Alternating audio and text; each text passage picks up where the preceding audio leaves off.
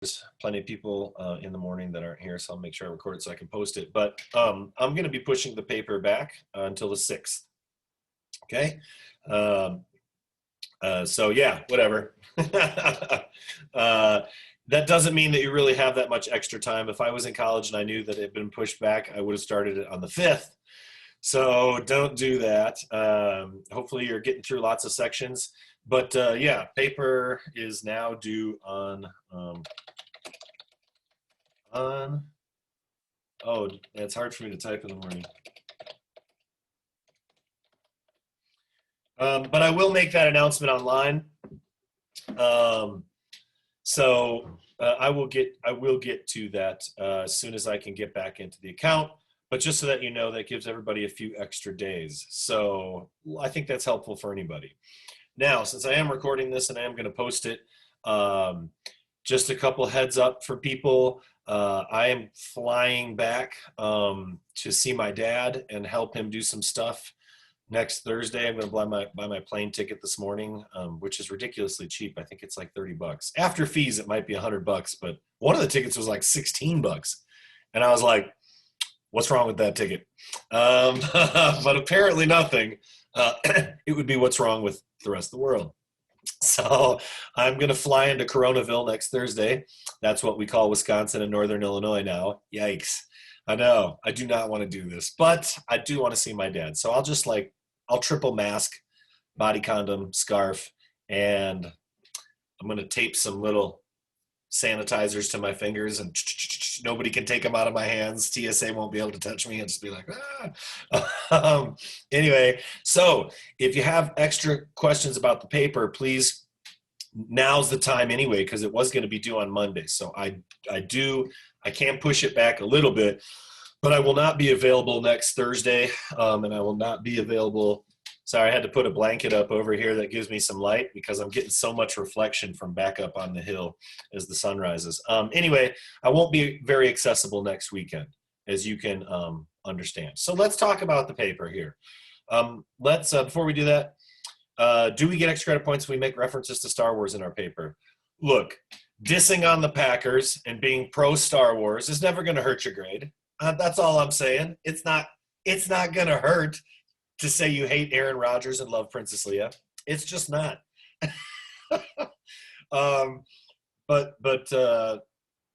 Yeah, anyway. Sorry, I get so easily distracted from Star Wars in the morning, or anytime really. All right, so let's talk about Section 3. I've gotten a lot of emails about Section 3, and of course, I know why that is, and that's because I make it, I'm really making it a lot more your decision.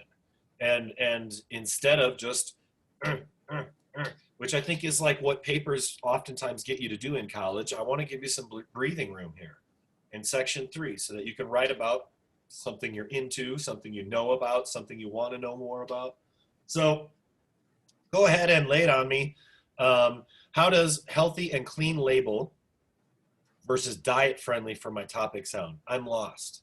I'm sorry, and I don't mean that in a rude way, but what do you mean by that? I honestly don't know. I've just been having such a hard time looking up like specific topics. Right. So let's just generate some thoughts this morning. If you don't, so either you have a question, if an idea is a good idea or a workable idea, I'll tell you yes or no, or you have a topic that you know you're going to do, that you're already doing, that might help somebody else if they heard about that or something like that. What do you think? Sorry, I hate to be so dark. Let me reset this. There we go. That's a little better. No, I'm so sorry. I just forgot that I was unmuted because I was going to ask a question and then you said that and then I laughed. So I'm so sorry. I am so sorry. No, you're good. You're good. That's hilarious. I actually thought that was Eva laughing. I had no idea. I thought I said that. And she I am was so like, sorry. You're right. I have no idea. You're good. You're good. This is an open area for this paper, for this particular thing. So anybody have any questions? I mean, or anybody have something that they want to know specifically, or Eva, do you want to sort of more specifically come at me with that? I was wondering, just because so how far I am in my paper right now, I'm only at the part where we have to like identify the 10 ingredients and then talk about that. So I haven't really, like when she was asking about like what kind of topic should we have and stuff like that. So we have to have a specific topic, because I didn't even like really read through the whole thing, but I skimmed through the whole thing. And so I was seeing like the last two parts where we have to write the paragraphs and stuff. I was seeing like questions, so I wasn't sure. So we're not supposed to follow the questions. We actually have to make a topic. Yeah, and we've generated some ideas in class before, and I've tried to touch upon it a couple times. But the reason being, the questions that I'm asking in that section 3 is just to get really people thinking about potential topics. So, Okay. like right here, what about the clean plate club? How you should actually force your kids to finish their food. What do you mean you shouldn't force your kids to finish your food? Hey, that's my job. No, no, I think that's great. Like, honestly, raise your hand or give a thumbs up if you know what the Clean Plate Club is. All right? See, it's like if I were to ask you all karma. 99% of people know what karma is. The Clean Plate Club, growing up, is your parents want you to finish everything on your plate. But it could be for a multitude of reasons. It could be because they don't want to waste food. It could be because you don't have a lot of money. It could be because they like to see you suffer at the dinner table for hours after. I mean, it could really be for all sorts of reasons. And here's the logic of parenting from somebody who's deep into it now. You might just do it because your parents did it. But to me, examining the Clean Plate Club and like how you should or shouldn't force your kids to like, and I'm assuming that you might be getting at that there's research, you shouldn't actually force your kids to finish their food. I mean, maybe there's like eating disorder research here, that's like because of like forced eating or something. I don't know, but to me, there's a great sociological topic. We know about it. A lot of us have experienced it. Has anybody written much about it? Probably, but not as much as something like fast food in America, which is like something I do not want you to do. Obesity in America, something I do not want you to do. So this turns out to be a topic that I think is a cool idea. Anybody else have a question? Like, I'm thinking about doing this, but is this a good topic? Like, honestly. Yeah, that's kind of where I was struggling too, is like I have everything down for like the ingredients portion. I was just more confused as to like getting all the information for ingredients and then transitioning into a topic. Well, the ingredients thing is completely separate. So you do that Okay. ingredient comparison, and that's just data. And then Okay. part 2 is really a lot of data, because part 2 Okay. is examining organic agriculture, conventional agriculture, maybe local a little bit. And you might reference there in the last part of your paper, but they don't have to connect at all. It's like Okay. looking at ingredients, talking about how we farm, and the last part is like a cultural food piece, which could be anything. And that's Okay. space. So doesn't have to connect, but yet it could. Like maybe somebody's looking at like a whole list of 10 foods that people eat when they're doing like quick weight gain for weightlifting, or you know what I mean? Like this Yeah. subcultural stuff. So it could, but I doubt it. And really parts 1 and 2 can stand on their own. Part 3 is its own thing. And granted, and I have been answering a ton of emails. I leave it open on purpose. If I leave it open, it's about the same as group work. People stress out. They're like, but I'm going to go with old school here. Thinking on your own, generating creative ideas, and putting you in a little bit of territory where I'm not always holding hands. You're like, investigating some new stuff or things that interest you. So that could be anything. Yeah, well, what's funny is when Amanda brought up the Clean Plate Club, I didn't really know that there was like a specific term for it, but like it's funny because when like a long time ago, honestly a couple of years back, we had this family friend and he took my sister and his kids out to dinner, and my sister never finished her dinner.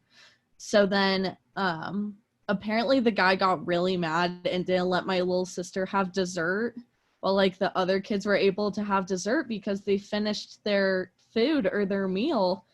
But like I genuinely didn't know that it was a title or a name or anything, but that's so interesting. I think it's great. And one of the reasons I think Clean Plate Club is sociologically interesting is because, like I said, like a lot of parents do it just because their parents did it. But everybody eats differently. I can't Clean Plate Club with my kids. Like, here's the deal. Here's some of the greatest two questions my mom ever asked me. And Zion, the guy with the dreads, my younger guy, the blonde kid, he's my the youngest. He's 12, and for a long time, or for a while when he was little, he would show up to the dinner table, morning storm, talking a bunch of earlier, and he'd show up to the dinner table, and it'd be like pizza, and he'd be like, "What's this?" And I'd be like, "Pizza," and he'd be like, "I don't eat pizza," and I'd be like, "That's your favorite meal." He'd be like, "No, it's not," and I'd be like, "Oh my god," and I'd be like irate, and then he'd show up to that. But I do like spaghetti. And granted, I'm not cooking a whole nother meal, so you know how that went. And I was just Clean Plate clubbing it. Now you better sit here and finish it. And he is a strong-willed individual, and he'd be like, not actually do that, but he'd be like burning holes in me through his eyes. So I'd be like, okay. So then he'd come back and be like, spaghetti. I don't eat spaghetti. And I'd be like, bro, what do you mean you don't eat spaghetti? I'm for real. I know you eat spaghetti. Nope. And I'd be like, so I called my mom and I said, Mom, and I told her about this, and she said, She said, well, I have two questions for you. I said, what? Question number one, is he winning? That was her first question to me. Is he winning? And I was like, my face just was like, boom. I was like, yes. And she's like, question number two, Jason, are you afraid that he'll be malnutritioned or that he won't eat and he'll die? And I was like, no, that's ridiculous. He kind of constantly eats. He just does it not when he sits down at the table. And she's like, well, what are you going to do? So it's great. Those are the best two questions. There's parenting advice you on down the line. Are they winning? Like, are you making it a struggle? Like, what is the point of the Clean Plate struggle? And all of a sudden I realized I'm really just like generations before me. I'm enacting the sit at the table, clean plate struggle thing. And I have no basis for why it even matters to me. And that's why to me, it's really, really interesting. And in other countries, maybe I would be, worried that he wouldn't be nutritionally taken care of if he didn't eat. But in other countries, you're not going to be like, oh, I don't eat spaghetti, I don't eat pizza. You're just going to be like, is there food? In many places, right? So a good piece and a good piece about the Clean Plate Club. And that might open up a whole bunch of sociological topics, which is like habit energy around food. What is our habit energy around food? Why do industries have to make apples with polish on them or inject them so that when you cut them open, like at McDonald's, they don't get that brown stuff, which is pectin, which is good for you? Like, how come the visual aspect of food, perfect carrots and things like that, how come our conception of food determines what we actually get? I mean, so many really like cool things. So, okay. People who don't eat the crust off their pizza really bug me. Oh, shoot. So what do you think? Any other topics? I don't think that's really getting off topic. I just threw it in the chat, and I did want to talk to you about this because I know it's a very like out there and I know I talked about this when we first started talking about the food paper. Right. But would I still be able to do some research on food insecurity or like the problems around that maybe? Or I also found something that came out that was like eating is really a social act. Sure. Yeah. And you mean food insecurity, like not wanting to eat in front of other people because I remember yeah. versus don't know where your next meal is coming from, which is like food insecurity, which I also think is a good topic. Somebody could contact the Larimer County Food Bank where we're doing our donations and talk to them. Like, because I know that they have had to change everything that they do in the last year, just like everybody else because of COVID. How they distribute. I mean, the last time I dropped off actual food there in person, there was a 9-year-old sleeping on the cement in 2-degree weather in January. Yeah. I mean, talking to people who work with people who are food insecure would be a great interview, an interesting interview. and you would be Yeah. doing some good with your sociology. You know what I'm saying? Like, so Yeah. but also how people might want to or not want to eat in front of other people, to me, when you mentioned it before, is really interesting. Absolutely. Yeah, could I because ironically I do have some friends that for some reason just feel really insecure, uncomfortable eating out for some reason. Like I feel like every time I go out with them I always end up being the only one eating like everything. But do You should you go think to a museum with your friends instead then. Yeah, I agree. Like, can we get Maybe together do after something dinner else. and, do something not around eating? But yeah, I think that's good. And then, as usual, with any of these topics, we want to be mindful when we're asking people questions, because there might be serious things going on. Yeah, of course. That's Like, why I kind of want to ask you or talk to you about it, because I know there are some questions that, can be uncomfortable for people and are, it's a big topic. sure. And I think that, but again, interesting, and could get to some good detail. And either people want to talk to you or they don't. Whenever we approach somebody for an interview or anything like that, obviously, how we approach them is really important. Making sure that we're open, the communication is open, that we're friendly and inviting, making sure that we understand the circumstances. You don't put yourself or the other person in harm's way. All those things, that we've talked about this semester or whatever. So yeah. Yeah. What about something like college given foods and how it affects someone's ability to eat healthier? What do you mean by college given foods? Like the foods that are given to you when you're living in a dorm or something, Like the maybe like from the school itself? yeah, like from the Sure. dining halls. Right. Yeah. I mean, how has that evolved? What are some interesting issues with it? Why did they get all organic fruit for a couple years and then have to back off that? I think that there's all sorts of people behind the scenes at CSU trying to do interesting things. And again, not all these topics you have to interview people for, but like my class was asking the other day, they're like, you're saying that a lot. Well, yeah, go to the source. Like, email the textbook author, like reach out to the head of a business. They don't have to talk to you, but if you really want to figure out what's going on, I think it's important in sociology to try and go direct as you can. Sometimes, like, how come we're getting all of our material and doing all of our research just on a library database? Because we can interview Zoom people now, which is great. Besides just like sending an email interview or doing a phone interview, things like that, I think are tremendous and add a lot of depth to it. Doesn't mean you have to do it, but I always think adds a lot to a paper to have direct quotes, to have like talk to somebody, and not just direct quotes from a book or something. How Food Inc. changed the group think about the food industry as a whole, the film's impact. I think Food Inc. was pretty influential to people. You could talk about that. I think it might be interesting to talk to a whole bunch of people that have seen Food Inc. Because my students that have never seen it before are like, either like going to have a hamburger right now or never eating fast food again. And After I went to work, I was so uncomfortable. Yeah, and how long does that last? Not long, but it was very weird. That might be the good sociology thing. Like, oh, I just watched how chickens are farmed. It's horrible. It's abusive. It's dangerous for the farmer and the chickens. Gross. And I'm eating a tasty chicken sandwich a week later, like no guilt. Like, to me, stuff like that is interesting, So, and part 3, yeah, it's formal. I expect research for part 3, but you can use your own insight and experiences. This is sociology. Whether you're constructing an essay for the content examples, I think it's okay to reference your experiences as well. First person, third person, fourth person, breaking the wall, doesn't matter to me, right? As long as the more passionate about something, the more interesting it is to write about, and the more interesting it is to read. Think about this. People, a lot of your topics for part 3 are going to be interesting for the GTAs to read, and I think that'll translate. And anyway, all right. So let's move on from that. If you have any more questions about that, I will post this lecture because I think it does help to generate some ideas.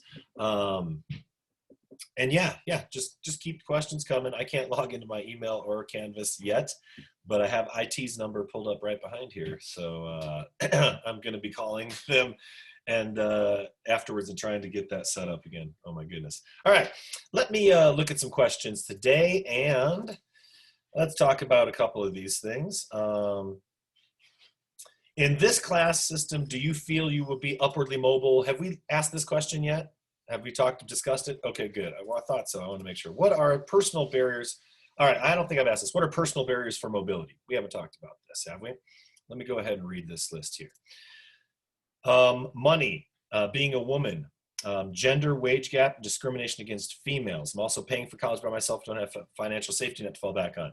Social media influencing, personal barriers to mobility, not being born into wealth. My motivation, and debt, possibly being a woman. My mindset, race, disability awareness, connections, money, gender, motivation. My willingness to work hard, middle class rut. This is like the most owning it class I've ever had. Did you hear how many of those answers? And there's a handful, 30 or whatever, however many answers. But it's interesting to me because a lot of that's like, some of it is like an ascribed status thing, right? Like what you can't control, my gender. A lot of it is like motivation, right? How much, and I know that was part of a conversation we had last time. Here, opportunities exist. Do we really take full advantage of them? So an interesting list. Okay, so let me see here. I'm going to try and do a share, and let's see if I can get this to work quickly, and I'll head back to our, is this it? Yeah, this is it. Okay. There we go, a little bit different today, but all right, personal barriers too. So caste system, I'm going to go over that. I already kind of talked about that before, but life chances, right? I mentioned life chances before. So the probabilities of benefiting or suffering from the opportunities or disadvantages one society offers. All right, great test question. I want it to be on there. And here's some more specifics here, right? So, the question on the bottom, do you have more suffering or advantage in your life and your culture as compared to the rest of the world, as compared to other people within your culture? I mean, it's easy for us to look at people at your school, people within your town, people within your city, people within your state, people within your country, right? So here are some things here. Life chances impact, life expectancy. Talked about that last time. Principal cause of death, big time. Physical health, mental health, the justice system, and more importantly, your life chances are directly connected to the justice system and how it functions or dysfunctions for you. And based on the gender, race, socioeconomic status, all sorts of things we talk about all the time, the justice system can be very much behind you, or it can be, a detriment. It can cause more suffering. And then your overall economic well-being, of course. So I just want us to do this, and I know that if you've already seen the slides, that's fine. But here's our perspective, I think, for us here, right? Like, it's the 99% versus the 1%, or the 98% versus the 1%. In many ways, I think that that's very true as our inequality gap continues to get bigger and bigger and bigger. But in many ways, this is also the big picture, right? Like, it's not necessarily just, it's not necessarily just this, but because we have a lot of privilege here, in respect to the rest of the world, we can at least look at things in multiple ways. We don't have to look at things one way or the other, but I encourage us when we're doing this. So a couple things. Every culture considers some type of inequality just. Would be Plato, Marx, capitalist society keep the wealth and power for a few. We know about Marx, and we even know a little bit more about Marx, especially because of sociology now, and we know more than he has just a fantastic beard. We know a lot about what he's talking about. Also, Spencer's survival of the fittest, right? Survival of the fittest is a very, and go ahead and you can unmute your mic for a second. What would survival of the fittest, which one of those kind of paradigms would that match with? Structural, functionalist, or conflict?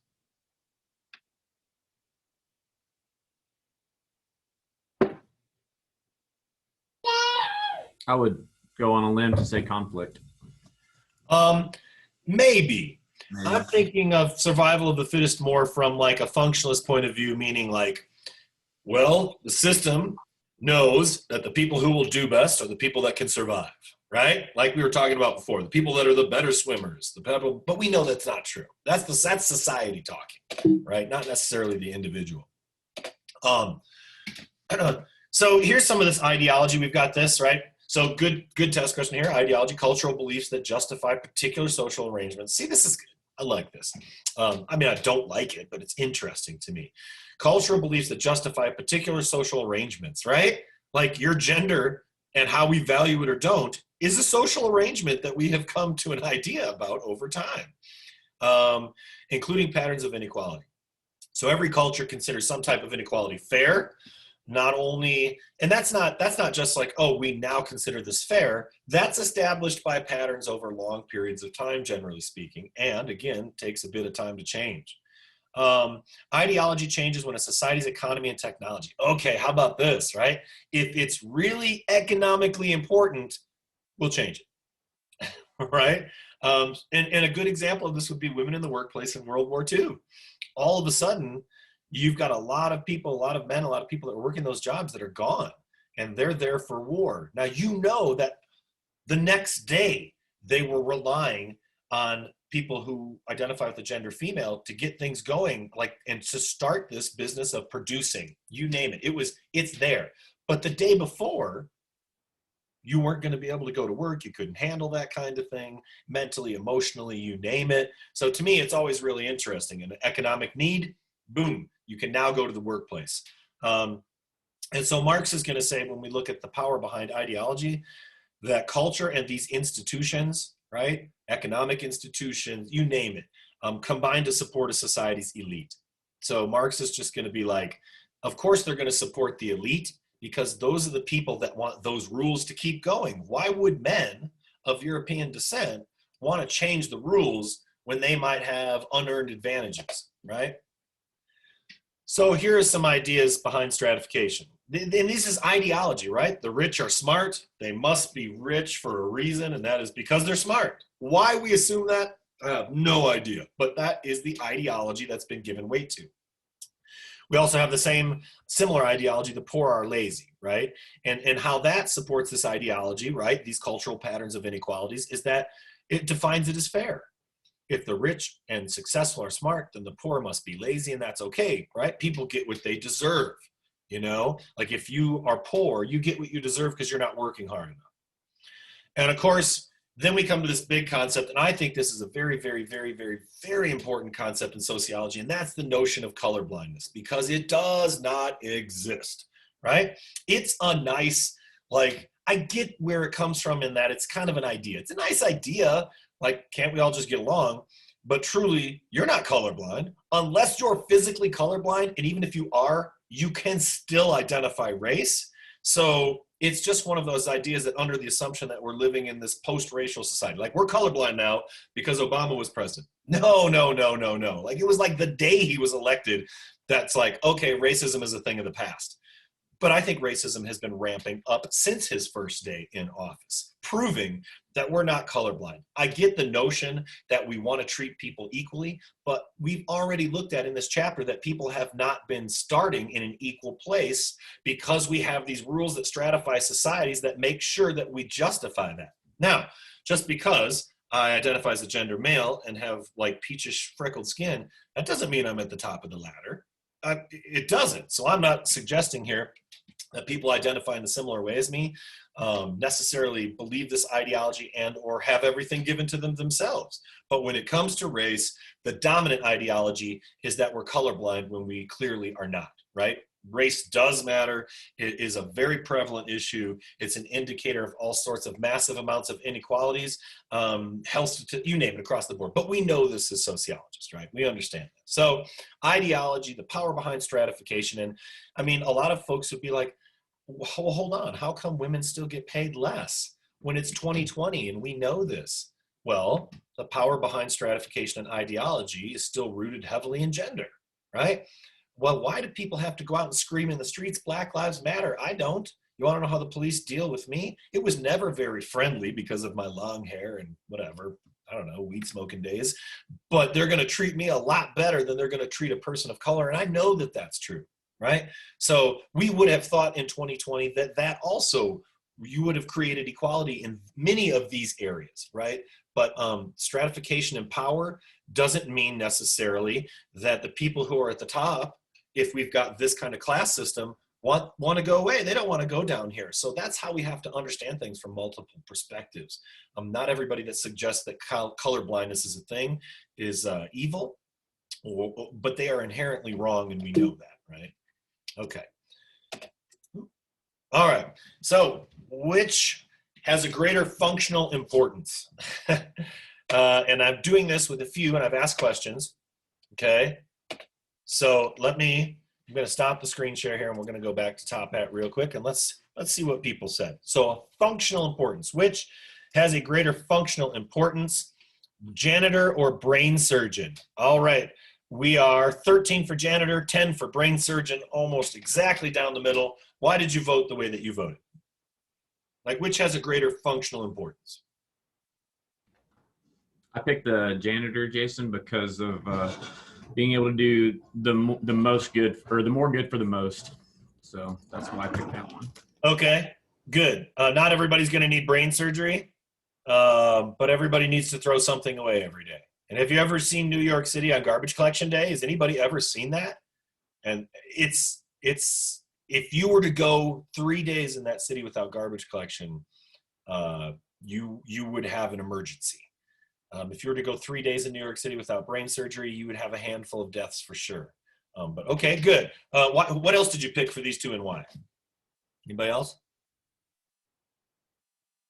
All right, let's go to the next one because they're all interesting. Which job has a greater functional importance, teacher or garbage collector?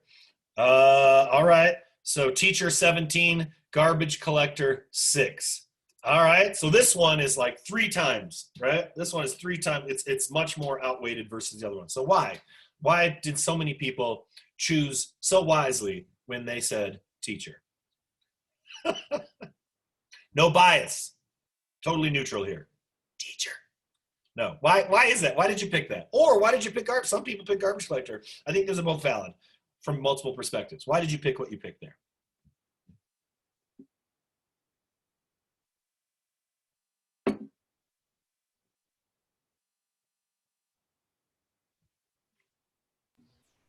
My biased opinion was the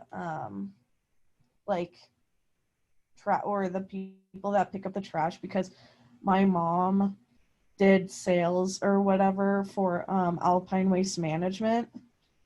So she'd always like go on rides with them and stuff, but what she showed me and what it sounded like is they work all the time, just driving around nonstop. So that's just kind of why I picked them. Good. Okay, good. Why did you pick what you picked, and why out of teacher or garbage collector? I think that's good.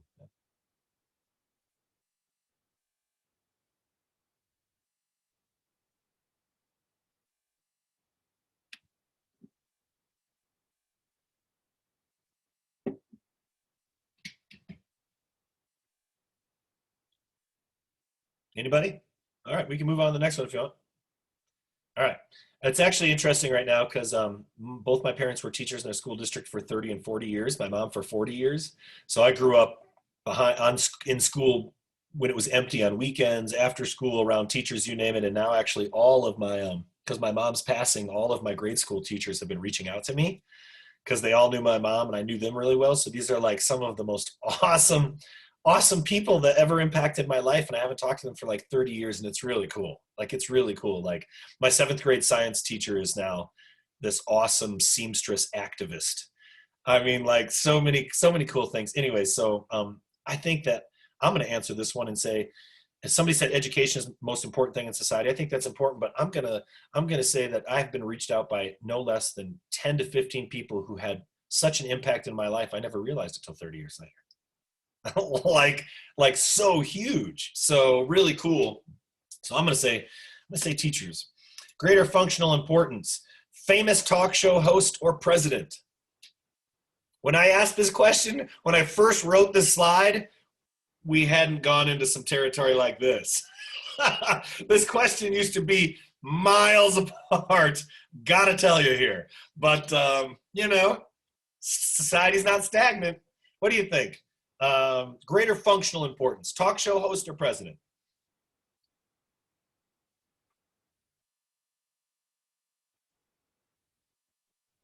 Or reality TV show president that's appointed 3 Supreme Court justices? I mean, just the things you don't see coming, hey? Huh? Ho, hoyo. That's just something I didn't see coming a few years ago. Anybody, what? Anybody? Let's say Oprah and Obama, any president, doesn't matter. Oprah and FDR. I'm going to keep the talk show host though, Oprah, because she's Oprah. Honest, in my opinion, this might be controversial, but I feel like the United States can like function well without a president, especially, sorry, but like when we have a really bad president at the time, like we can still function.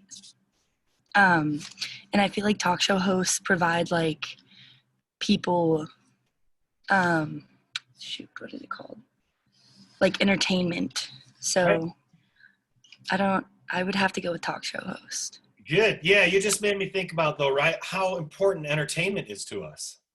Like what serves a greater functional importance? A teacher or going out to see your favorite band? I don't know. Now that's hard, right? Because all of a sudden we're getting things from art and music that we might not get, right? You know, like, so, okay, good. The value of entertainment. And maybe, you know, with somebody that's not a great president and you know, this country has seen presidents that are, you know, all over the place. Some are really inspiring, some aren't. This is nothing new. But maybe we could go longer without somebody in that position. Perhaps. Maybe that's more of a figurehead position. Maybe not, though, right? I personally enjoy Dr. Phil. Good. Who contributes more to society, stockbrokers or artists? What did you answer and why? I said artists, hands down, because art is everywhere. Like everything that the structures we live in, everything was designed by people who are thinking artistically about how to create those things. So I think artists contribute to literally every facet of society. Okay. Anybody else? It's interesting to see, I'm making a sociological observation, and one of those observations is that we're also talking about how broad of a reach someone has. Like a teacher is really important, but how broad of a reach is a person who collects garbage? I mean, really broad, right? So to me, this is awesome because we can think about this from so many different perspectives, but how many people are impacted maybe by a stockbroker or a brain surgeon? Certainly people in some emergency situations, people who want to improve their portfolio. Yeah, interesting, good. All right, and who contributes more to society? Ooh, I love this. This one's split right down the middle. Politician or midwife? Anybody have an opinion? Politician or midwife? I'm making them harder for sure.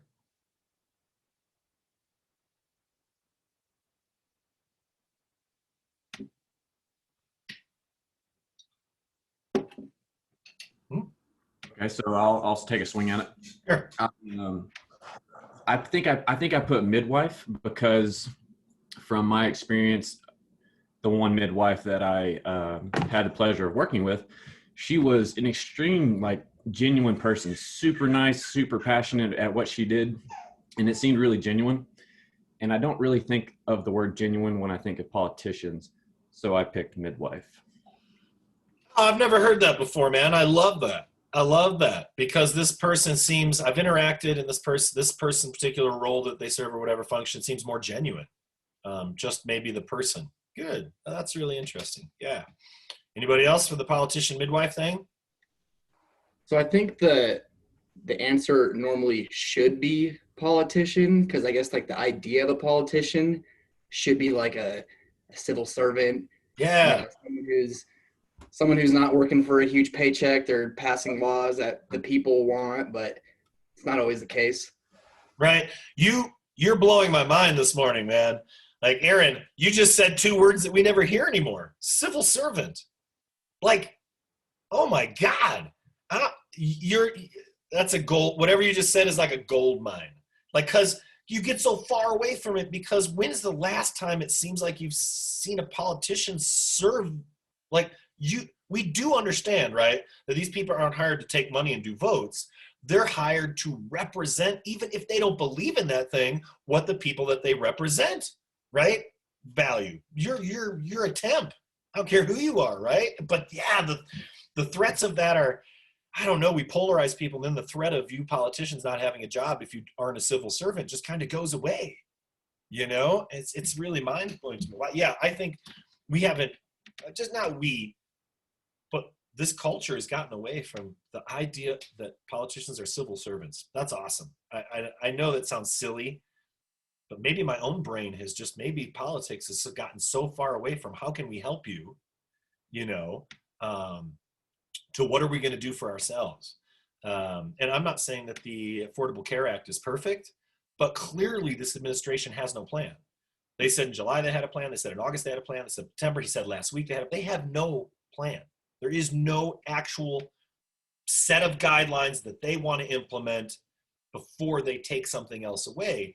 Well, I think the average person would think about that. If you have health care because of life for your job, even once you're fired, I mean, then again, what's the motivation for getting other people health care?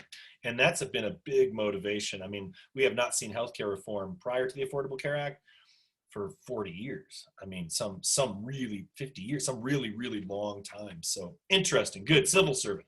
Now, this is the question that I'm loving right here. I love this, everybody.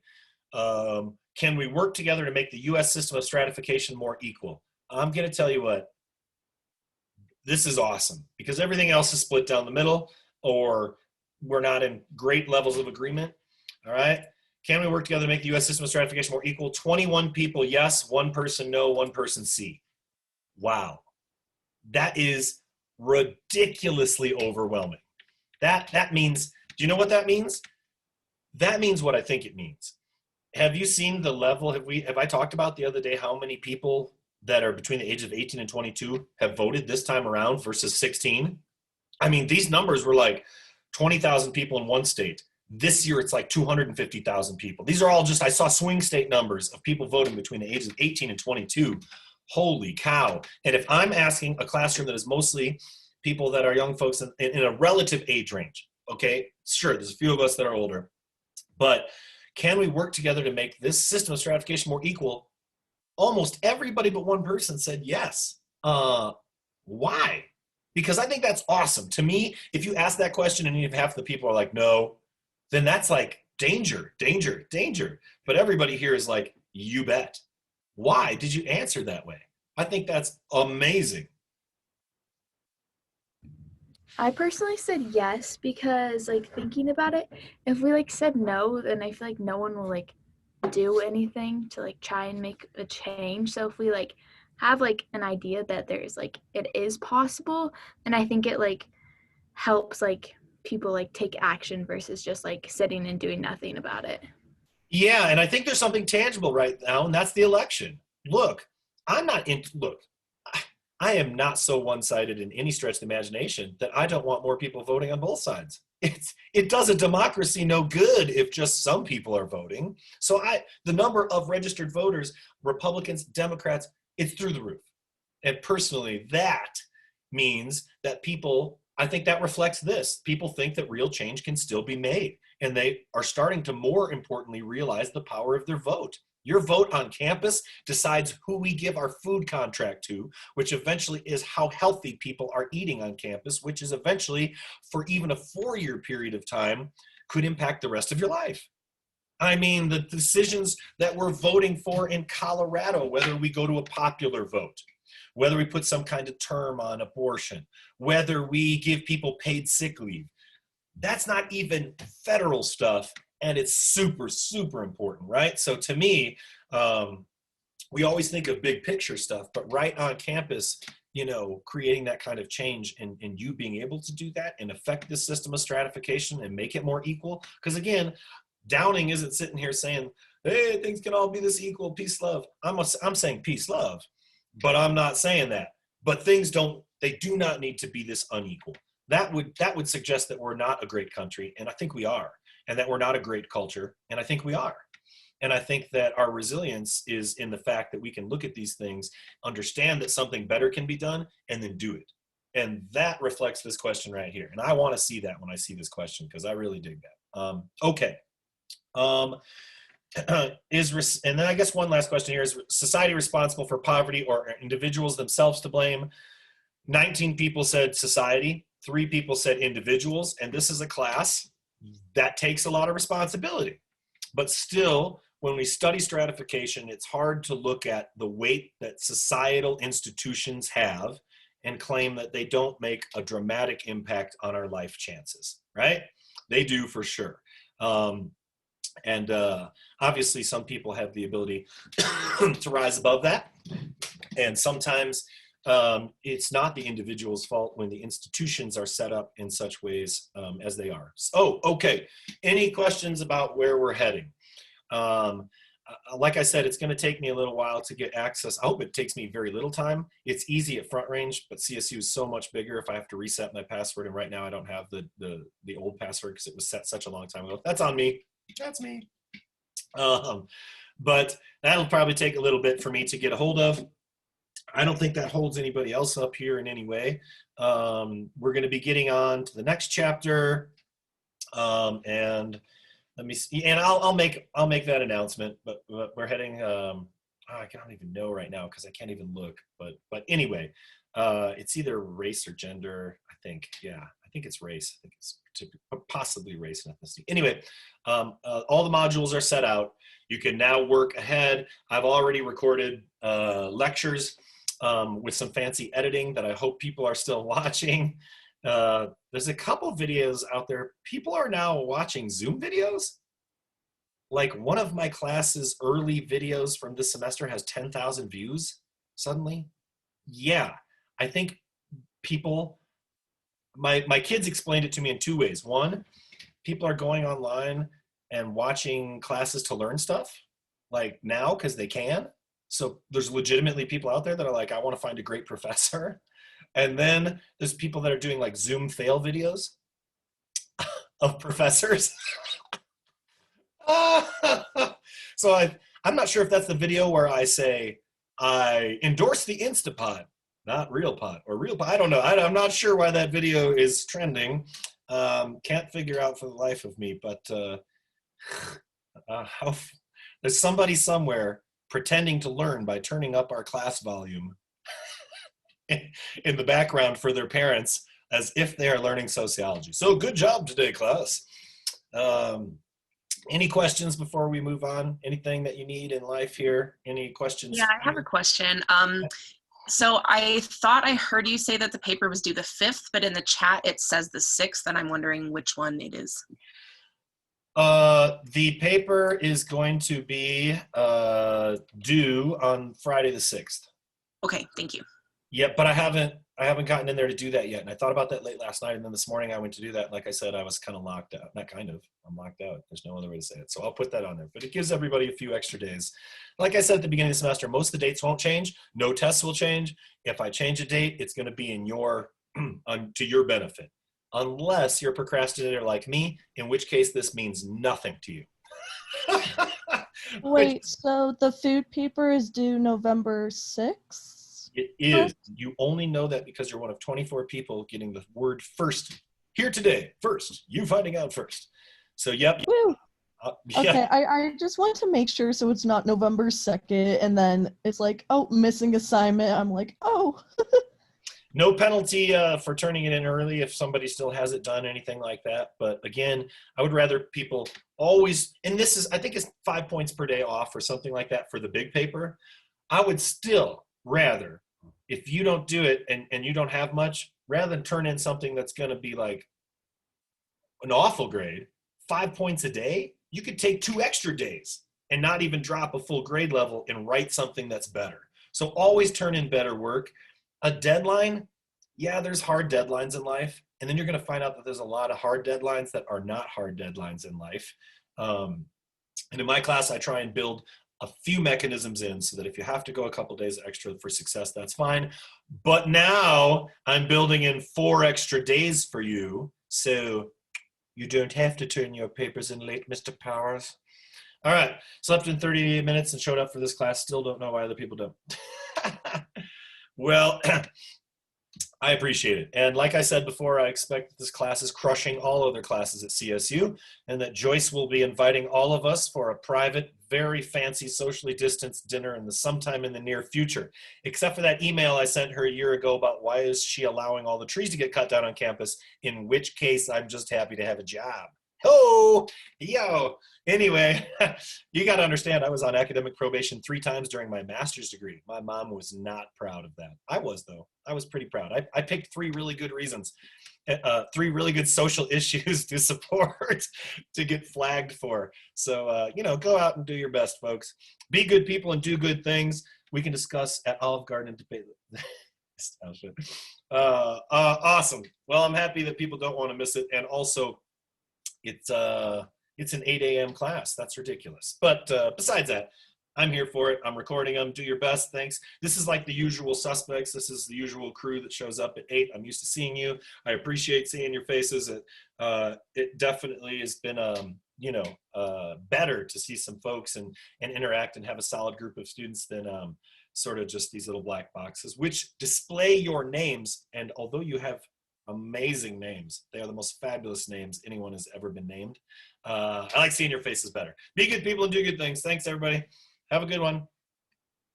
Oh, hey, I'm going to put up a link, because I did it for my class yesterday, of our band's new single. We're releasing an album, and I thought since everybody here was so cool and kind to me in regards to my mom and family situation, that I'll share something with you all that I think is cool. So be on the lookout for that once I can actually get into Canvas. All right, see you then. Bye.